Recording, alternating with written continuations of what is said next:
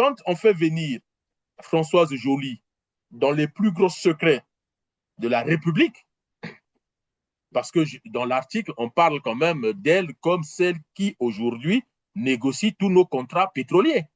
Elle est devenue plutôt la personne, dans l'article, on parle des réunions avec Sergei Lavrov à Oyo, où il n'y a que Sergei Lavrov et son équipe, mais du côté de la République du Congo, il y a Sassou, il y a le fils Bongo et Françoise Joly. Et ça, ce n'est pas possible. En termes de sécurité nationale, le fils Bongo n'est pas un Congolais à 100%. Ne vous trompez pas. Ce môme est en train d'expérimenter le Congo aujourd'hui. Il est né au Gabon, il a grandi au Gabon, il est allé faire ses études aux États-Unis. Il a quoi de Congolais? Qu'est-ce qu'il a de Congolais? Alors, on lui a peut-être dit de prendre une femme mboshi pour essayer de se mbochiser et de se congoliser. Pourquoi pas? Mais en termes d'ADN, allez savoir s'il a vraiment l'ADN du Congo. Et donc, on ne joue pas avec les questions de sécurité nationale. Et cet article, je pense, je ne suis pas pro-PCT, je ne suis pas fan de ce pouvoir-là, mais je pense pour ma part que même au plus profond du cœur du pouvoir, il faut que les gens fassent attention. Il faut que les services secrets au Congo se mettent en action, et là, tout de suite et maintenant, parce qu'il y va de la survie de notre pays. Didier Mounier-Volé, évidemment, vous avez évoqué un aspect très important. C'est que dans cet article, il y a un paragraphe très important d'ailleurs qu'il faut analyser, ce qui dit, je vais faire lecture, François Joly est intouchable, rapporte Africa Intelligence, protégé par Sassou Nguesso, qui interdit toute question à son sujet sous peine de disgrâce. Elle se voit confier les dossiers stratégiques de diplomatie et de partenariats économiques, y compris dans le milieu fermé de l'or noir. Il en a fait officiellement sa représentante personnelle. Alors, c'est la préoccupation que vous émettez tout à l'heure. Comment même les services secrets pourraient travailler sur elle, s'interroger pour voir qui est-elle, dès lors que Sassou Nguesso, il faut dire comme ça, le gourou de la secte, l'interdit. Ne vous interrogez pas sur elle, ne posez pas des questions sur elle, elle est là, moi-même, bon, voilà, je lui ai Et fait alors? confiance, et vous, ne cherchez Et surtout alors? à ne rien savoir d'elle. Mais ce n'est pas grave. Ce n'est pas grave. Moi, je suis ministre de l'Intérieur. Je suis le patron des services secrets. Je suis le chef d'état-major ou je suis le patron des renseignements militaires. Je suis qui vous voulez. Il faut savoir une chose. Soit Françoise Joly, embauchée par Sassou, travaille pour l'intérêt de la République, l'intérêt de la nation, l'intérêt de l'État congolais, du peuple congolais, c'est-à-dire que Françoise Joly va à gauche, à droite, comme le dit l'article, dans les Émirats arabes unis, dans le monde arabo-persique, en Turquie, en Ouzbékistan, chez Lavrov en Russie, mais parce qu'elle va capter de la ressource, du savoir, de l'intelligence, des capitaux, des moyens, qui vont servir à qui? Au peuple congolais, dans la sécurité, dans l'agriculture, dans l'économie. Ah, donc, elle est un maillon essentiel. Moi, je lis les articles sur elle. L'atout maître de Sassou, comme on appelle les qualificatifs qu'on lui donne. Mais, M. Perrin, quand vous regardez la vie des Congolais aujourd'hui, quelles sont les retombées des actions de cette dame-là? Ça doit être des retombées mesurables, vérifiables, quantifiables, qu'on voit, qu'on peut toucher, qu'on peut mesurer, qu'on peut estimer. En réalité, les services secrets congolais, s'ils pensent que Françoise Joly devient un danger pour le Congo, ils doivent neutraliser cette dame. Regardez les relations entre Benjamin Netanyahou et Donald Trump. Qui pouvait imaginer que les Américains vont informer les Iraniens via les Pakistanais et le Qatar que faites attention, vos négociateurs qui voyagent là, l'Israël menace de les assassiner. Quand on voit les relations entre l'Israël et les États-Unis, qui peut imaginer? Mais nous qui sommes de la politique internationale, on sait que c'est comme ça. C'est-à-dire qu'on réévalue les relations toutes les secondes.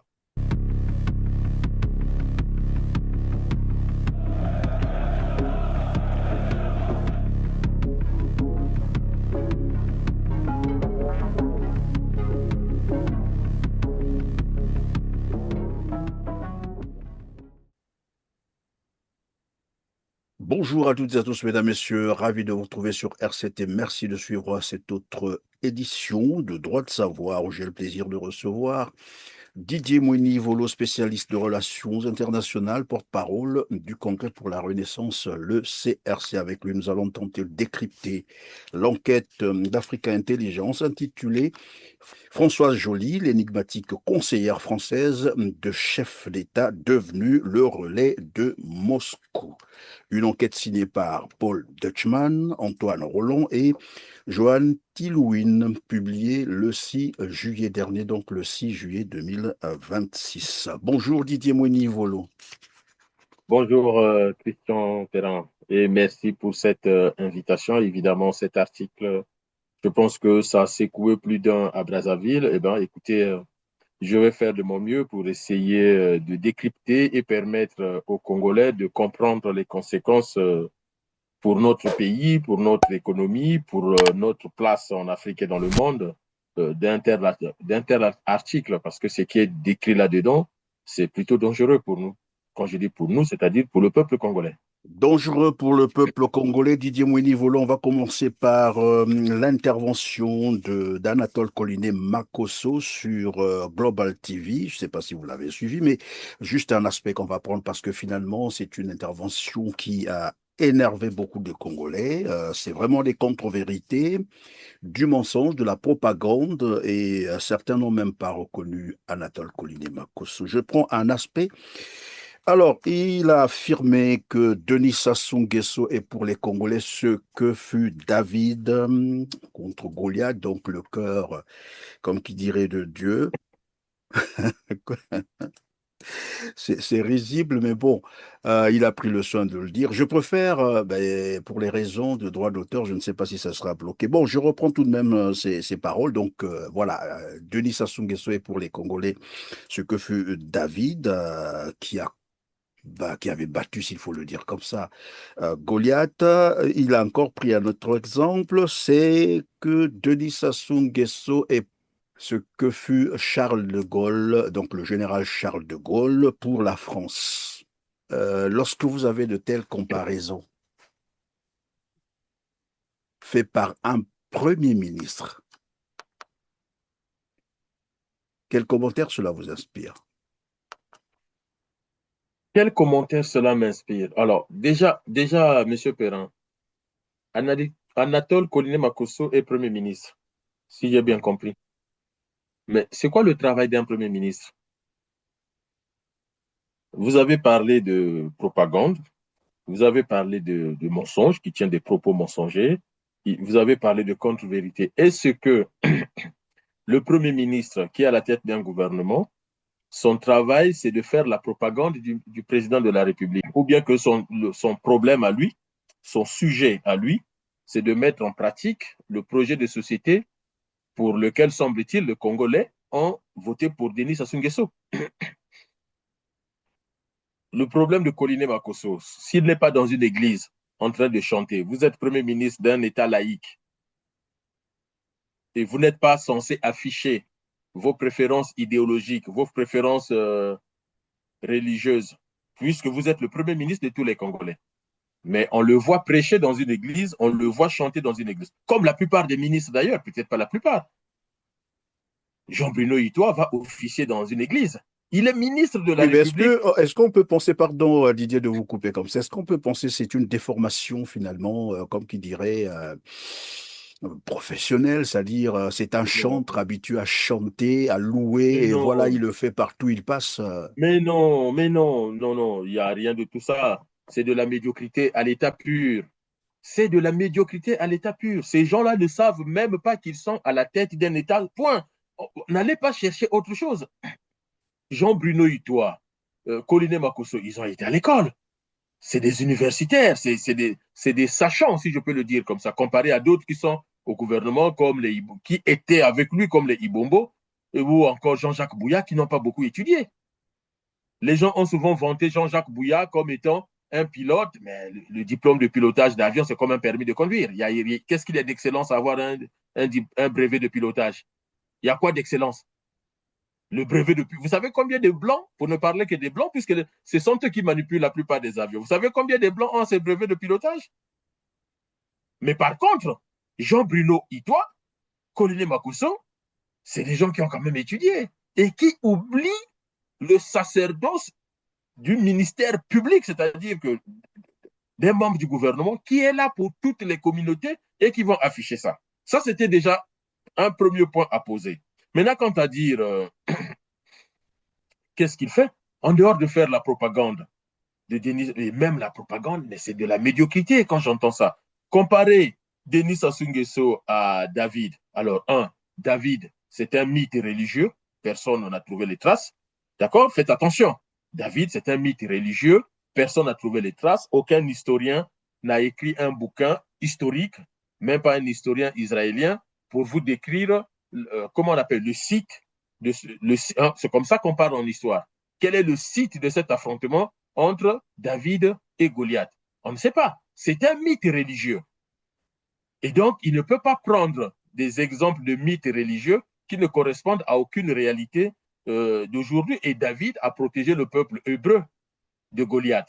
Mais ça sous-protège qui, quand on voit comment il massacre sa propre population, si on peut dire ça comme ça. Quand on voit comment ça sous-traite les populations congolaises, il ne peut pas être comparé à David, puisque David, c'est quand même une figure historique, une figure religieuse, une figure symbolique pour le peuple hébreu, symbole de la détermination, du courage de celui qui ne recule pas, même si en face on a un colosse.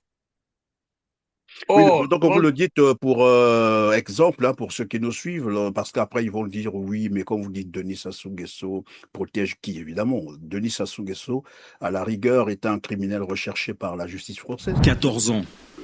Norbert Dabira, général congolais, a été interpellé ce jeudi en banlieue parisienne par les autorités françaises. Actuellement membre du gouvernement de Brazzaville, ce sexagénaire est mis en examen pour crime contre l'humanité à propos d'une enquête toujours irrésolue, l'affaire des disparus du Beach. 1999. 353 jeunes réfugiés congolais partent en bateau de la République démocratique du Congo direction le Congo-Brazza. Un retour dans leur pays après avoir fui la guerre civile. Une fois accostés au Beach, le principal port de Brazzaville, on ne les retrouvera jamais. Selon des ONG, des policiers les auraient arrêtés pour les interroger avant de disparaître. D'autres sources parlent d'un massacre commis par les hommes du pouvoir. 3 ans plus tard, une enquête est ouverte en France au nom du principe de compétence universelle.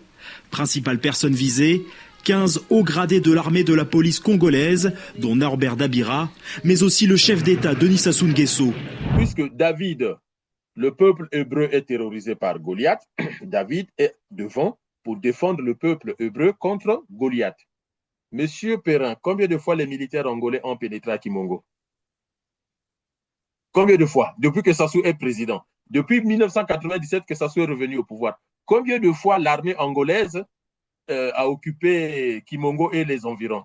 Kimongo, je rappelle, est à moins de 100 km de Dolisie, 3e ville du pays, à quelques encablures de Pointe-Noire, 2e ville du pays, ville pétrolière. Combien de fois les militaires angolais ont pris Kimongo? Sassou était devant. On a vu le général tchadien aller au front plusieurs fois. Idriss Déby, bon, il en est mort. Mais on a vu Mobutu plusieurs fois aller au front. D'ailleurs, Kamagnola, c'était la bataille de Kamagnola. Et c'est pour ça que Kamagnola est devenu célèbre dans l'histoire de la RDC, parce que dans la bataille de Kamagnola, Mobutu s'est illustré. Et d'ailleurs, même son bateau de commandement avait pris le nom de Kamagnola, la ville où Mobutu a été lui-même au devant des troupes. Donnez-moi une bataille au Congo où ça soit été au devant des troupes. Même le coup d'État de 97, écoutez M. Probst, comment il explique comment la France a demandé à l'armée angolaise d'intervenir. On a vu certains militaires sur le terrain. Ex-phages, il y a eu aussi quelques éléments du Tchad, de l'avis de tout le monde, c'est le colonel Ntsuru et les autres. Et Sassou, lui, il était soit dans les beaux quartiers de Paris, ou soit il était à Oyo. Il n'a jamais été à Brazzaville toute la durée des affrontements de 97. Donc, quand il est David, quand Collinet prend l'exemple de David, oui. Kimongo, plusieurs fois les Angolais sont venus à Kimongo. Sassou est allé négocier avec qui? Il est même incapable de dénoncer la présence d'une armée étrangère sur son territoire auprès de l'Union africaine et auprès des Nations unies. Il en est même incapable. Mais on le compare à David, parce qu'il a quel courage d'aller se battre avec qui? Sur votre chaîne, M. Perrin, j'ai déjà rappelé plusieurs fois que les îles appartenant à la République du Congo sont occupées par des voyous de la RDC. L'ancien ministre de l'Intérieur, Zéphirin Boudou, est allé plusieurs fois à Kinshasa négocier le retrait des militaires incontrôlés de la RDC qui occupent ces îles-là. Ils ont fait fuir nos pêcheurs à nous. Ça souhaite aller au-devant face à qui? Vous savez ce qui s'est passé le 4 mars 2012 quand il y a eu les explosions en Pila? La poudrière de Pila, quand la poudrière explose. Vous savez leur première réaction?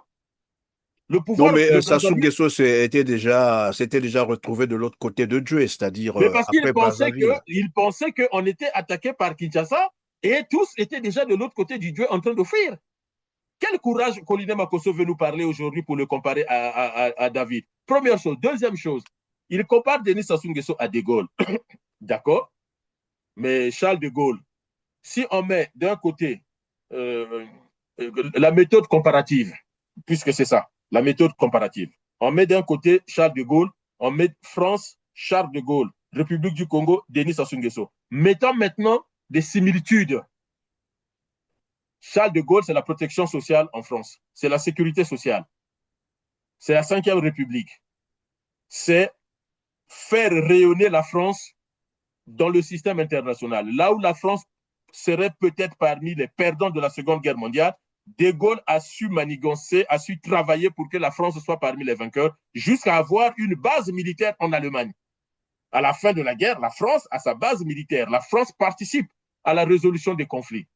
De Gaulle, c'est l'artisan des 30 glorieuses. C'est-à-dire, il a mis en place un système pour que la France retrouve sa force économique. Et De Gaulle n'a jamais demandé à la police et à la gendarmerie française d'assassiner les voyous. En France, il y a aussi des jeunes qui sont des délinquants, mais De Gaulle n'a jamais demandé qu'on les assassine.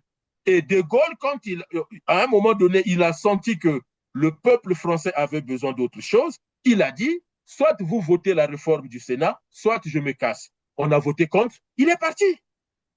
Il y a des images de De Gaulle regardant le Tour de France qui passait par Colombey, les 2 églises, chez lui. Et lui, il est venu comme tout citoyen, il s'est mis devant en train de regarder. Et quand les cyclistes ont su que Charles de Gaulle était au bord de rue en train de regarder le Tour de France passer, tous les cyclistes s'arrêtaient pour le saluer.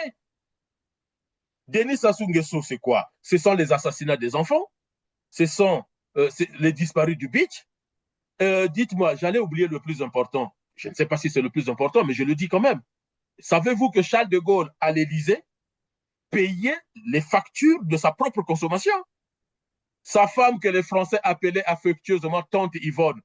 Mais Tante Yvonne, quand elle invitait les gens, c'était sur le budget de Tante Yvonne et de Gaulle, jamais sur le budget de la République française. Et pourtant, de Gaulle pouvait se le permettre. Mais les anniversaires d'Antoinette Sassou Nguesso à Saint-Tropez, un anniversaire, 3 millions d'euros. Dites-moi, Antoinette Sassou Nguesso est de quelle famille pour avoir 3 millions d'euros pour se payer un anniversaire en France? Yann Barthès en parle sur Canal+ à l'époque. Et depuis, Antoinette n'est plus venue en France faire des anniversaires. Le mariage de Claudia Sassou Nguesso, le mariage du fils de Ngolondele, c'est au frais de qui? Mais c'est au frais du contribuable français. Donc, vous voyez bien que Koliné Makosso doit être diagnostiqué par les psychiatres. Je suis désolé. Il doit être diagnostiqué par les psychiatres. Parce que quand on voit la personne de De Gaulle venir comparer Sassou Nguesso à De Gaulle, quand on sait ce que De Gaulle a fait pour la France, je ne dis pas la France-Afrique, je dis pour la France, et quand on voit comment Sassou traite les Congolais, est-ce qu'en France, De Gaulle pouvait faire disparaître 7 milliards d'euros des caisses de l'État? Sassou a fait disparaître 14 000 milliards. Où sont passés les excédents budgétaires? Est-ce que De Gaulle a livré l'économie française aux étrangers?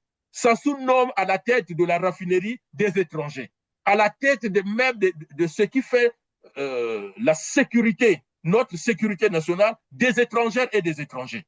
De Gaulle l'a fait en France. Voilà des comparaisons médiocres et les Congolais qui n'ont pas compris. Moi, je suis là pour vous éclairer.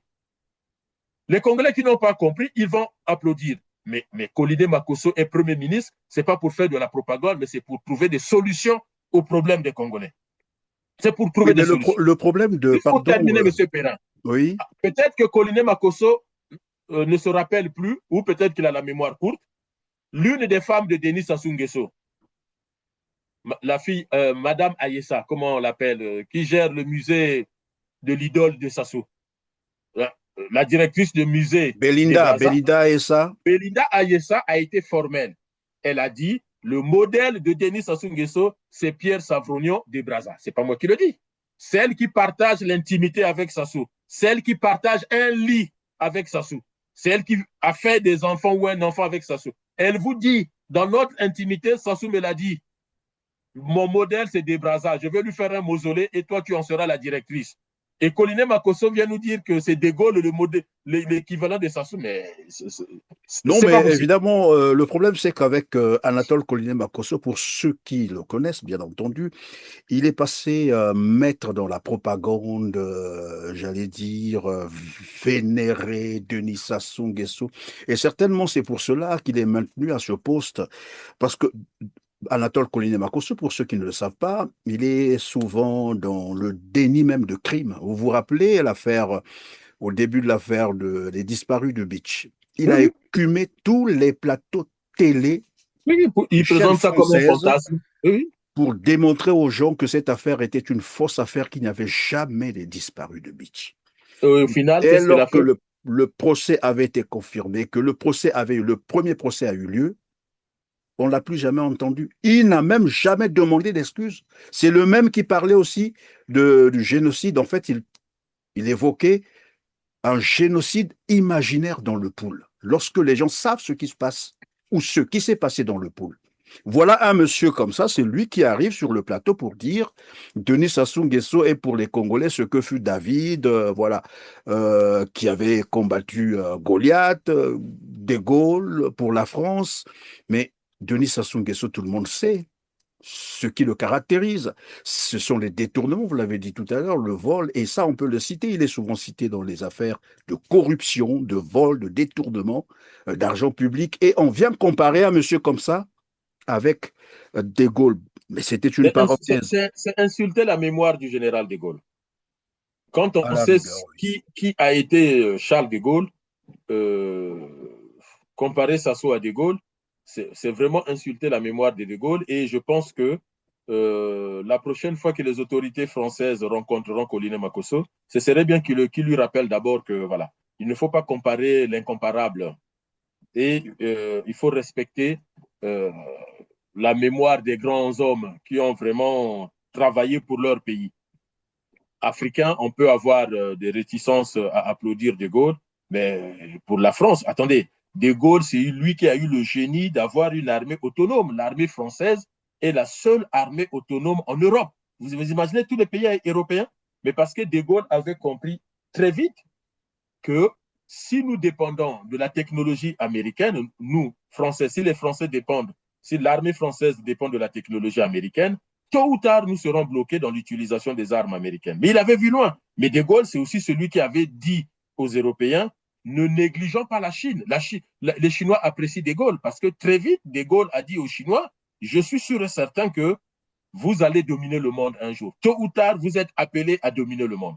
Ce que la Chine est aujourd'hui, si vous lisez De Gaulle, si vous regardez les interviews De Gaulle avait pas mis en garde, c'est pas ce que je voulais dire, mais De Gaulle avait dit à tout le monde que la Russie, la Chine et surtout la Chine, ça sera les puissances de demain. Et aujourd'hui, il a vu juste et il a raison. Il a eu raison. Et donc, le comparer à un criminel comme Denis Sassou Nguesso, écoutez, je trouve que Colline Makosso ferait mieux de se préoccuper de la vie des Congolais, de la souffrance des Congolais, que d'aller chercher des comparaisons inutiles. Bon, heureusement que lui-même a précisé, il croit, il pense à raison ou à tort, mais en tout cas, c'est à tort qu'il pense comme ça. Et c'est la réponse qu'on peut donc lui donner. On va passer à un autre volet, c'est l'article évidemment, l'enquête de Africa. Intelligence, intitulé Françoise Joly, l'énigmatique conseillère française de chef d'État devenue le relais de Moscou. Alors, je vais me faire le devoir de faire lecture d'un paragraphe avant de continuer sur cet article.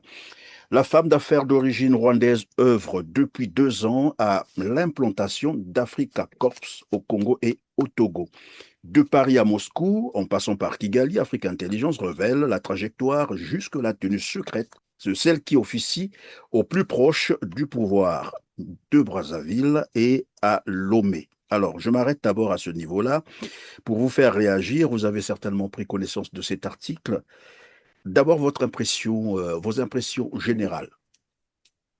Alors, l'impression générale, c'est que cet article montre comment, une fois de plus, Denis Sassou Nguesso déteste la République du Congo et déteste les Congolais. Vous savez, très tôt, j'ai dit des choses au sujet de ce pouvoir, au sujet de Denis Sassou Nguesso, mais qui se matérialise aujourd'hui. On voit la vérité aujourd'hui.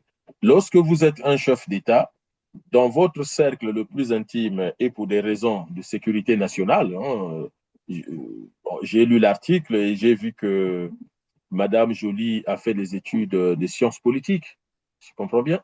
Et donc, elle sait de quoi je parle quand je parle de sécurité nationale, de souveraineté nationale, de l'intérêt national. Et donc, au niveau du président de la République, on ne peut pas faire entrer une personne qui n'a pas la nationalité de votre pays. En fait, ça, il n'y a que en Afrique noire qu'on voit ça. Vous savez, la Chine ou les Asiatiques peuvent espionner les Européens, les Américains, parce que dans leur population, quand vous regardez la structure ethnique des populations européennes et américaines, vous avez des gens qui sont d'origine asiatique. Par exemple, en Afghanistan, un des généraux, c'est je crois, un général d'origine libanaise. Colin Powell est d'origine, je crois, de l'Amérique du Sud. Mais vous avez comme ça des militaires en France qui viennent de l'Asie. Mais l'inverse, c'est pour ça que je vous en parle. Hein. L'inverse, il n'y en a pas. C'est-à-dire que les Occidentaux, infiltrer les Japonais, les Coréens, Nord-Sud ou les Chinois, c'est très difficile parce qu'ils sont fermés. Et donc, quand vous êtes un blanc, on sait que vous n'êtes pas un Chinois. Quand vous êtes un noir ou un arabe, on sait que vous n'êtes pas chinois. Mais à l'inverse, un Français, il peut être un noir, il peut être un blanc, il peut être un maghrébin, il peut être un asiatique. Je dis ethnie, hein, sur le plan ethnique. Ce qui fait que ces réseaux-là sont très fermés. Par contre, ils peuvent recruter des espions dans le contre-espionnage des Asiatiques. Et on voit bien, il y a beaucoup de sujets là-dessus. Donc, quand on fait venir Françoise Joly dans les plus gros secrets de la République, parce que dans l'article, on parle quand même d'elle comme celle qui, aujourd'hui, négocie tous nos contrats pétroliers. Elle est devenue plutôt la personne, dans l'article, on parle des réunions avec Sergei Lavrov à Oyo, où il n'y a que Sergei Lavrov et son équipe, mais du côté de la République du Congo, il y a Sassou, il y a le fils Bongo et Françoise Joly. Et ça, ce n'est pas possible.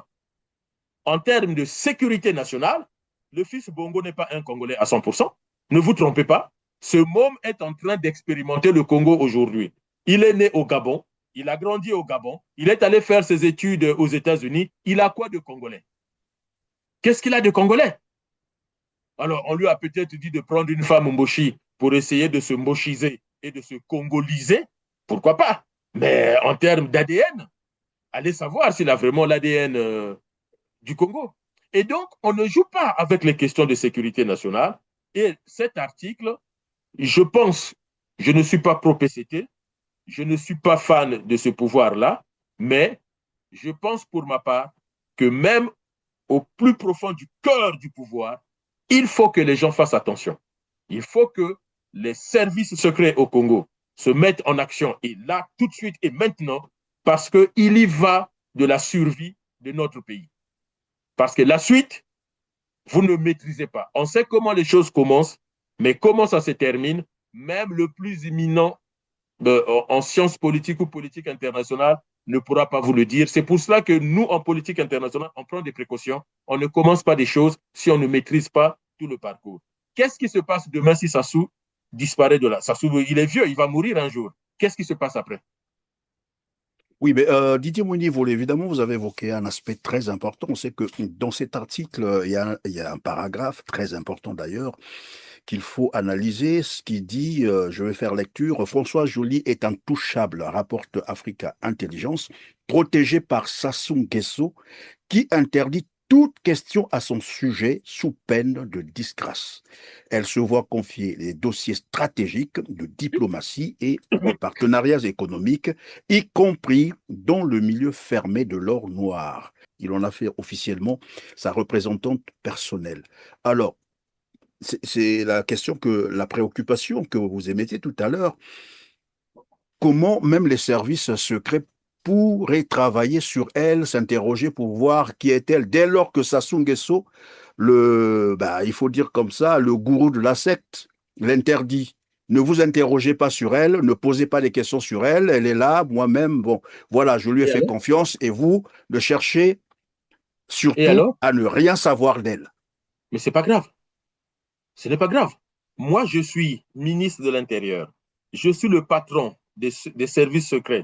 Je suis le chef d'état-major ou je suis le patron des renseignements militaires. Je suis qui vous voulez. Il faut savoir une chose. Soit Françoise Joly, embauchée par Sassou, travaille pour l'intérêt de la République, l'intérêt de la nation, l'intérêt de l'État congolais, du peuple congolais, c'est-à-dire que Françoise Joly va à gauche, à droite, comme le dit l'article, dans les Émirats arabes unis, dans le monde arabo-persique, en Turquie, en Ouzbékistan, chez Lavrov en Russie, mais parce qu'elle va capter de la ressource, du savoir, de l'intelligence, des capitaux, des moyens qui vont servir à qui? Au peuple congolais, dans la sécurité, dans l'agriculture, dans l'économie. Ah, donc, elle est un maillon essentiel. Moi, je lis les articles sur elle. L'atout maître de Sassou, comme on appelle les qualificatifs qu'on lui donne. Mais M. Perrin, quand vous regardez la vie des Congolais aujourd'hui, quelles sont les retombées des actions de cette dame-là? Ça doit être des retombées mesurables, vérifiables, quantifiables, qu'on voit, qu'on peut toucher, qu'on peut mesurer, qu'on peut estimer. Or, aujourd'hui, qu'est-ce qui a changé? Je vous donne un exemple concret. Si elle va travailler avec les Russes pour que les Russes nous aident à structurer notre électricité et notre eau, ah là, oui, c'est ce qu'on appelle aussi qu'elle nous apporte une plus-value dans l'intérêt national, dans la sécurité en eau et en énergie. La façon dont l'article décrit ces manigances avec l'Ouzbékistan et autres, ces pays-là sont des pays gaziers et pétroliers. Si ces pays-là nous apportent du savoir-faire, pour que les Congolais arrivent à contrôler leur gaz et leur pétrole dans l'intérêt des Congolais et que cette gestion permet de lutter contre la pauvreté, contre les maladies et autres, et que ça améliore la vie des Congolais. Oui. Or, quand vous lisez l'article, elle travaille non pas pour la République du Congo, elle travaille pour Denis Sassou Nguesso. Lorsque vous êtes le directeur général de la centrale intelligence et de la documentation, je vais vous dire une chose, ce n'est pas pour faire peur aux Congolais, mais Françoise Joly, si elle veut un débat là-dessus, moi je suis partant. Si le gouvernement congolais, Koliné Makosso, Denis Sassou Nguesso, ils veulent un débat dessus, moi je suis partant. Toutes les personnes citées dans cet article, s'ils veulent qu'on en débatte, on va en débattre. En réalité, les services secrets congolais, s'ils pensent que Françoise Joly devient un danger pour le Congo, ils doivent neutraliser cette dame. Regardez les relations entre Benjamin Netanyahou et Donald Trump. Qui pouvait imaginer que les Américains vont informer les Iraniens via les Pakistanais et le Qatar que faites attention, vos négociateurs qui voyagent là, l'Israël menace de les assassiner. Quand on voit les relations entre l'Israël et les États-Unis, qui peut imaginer? Mais nous qui sommes de la politique internationale, on sait que c'est comme ça. C'est-à-dire qu'on réévalue les relations toutes les secondes. toutes les secondes, nous sommes obligés de réévaluer les relations avec les autres. Toutes les secondes, tous les jours, tous les mois, c'est réévalué. Tous les jours, Donald Trump n'est pas le même Donald Trump. Donc, il peut prendre une décision aujourd'hui, changer demain. Et donc, le rôle des services secrets congolais, le rôle de la police, le rôle de la gendarmerie, de l'armée, des renseignements militaires, c'est toujours de se poser la question autour du président, autour des ministres, autour des directeurs généraux centraux. Est-ce qu'il y a des individus qui sont des brebis galeuses que nous ne contrôlons pas? Tous ceux qu'on ne contrôle pas, on les neutralise parce qu'ils deviennent un danger pour la sécurité nationale.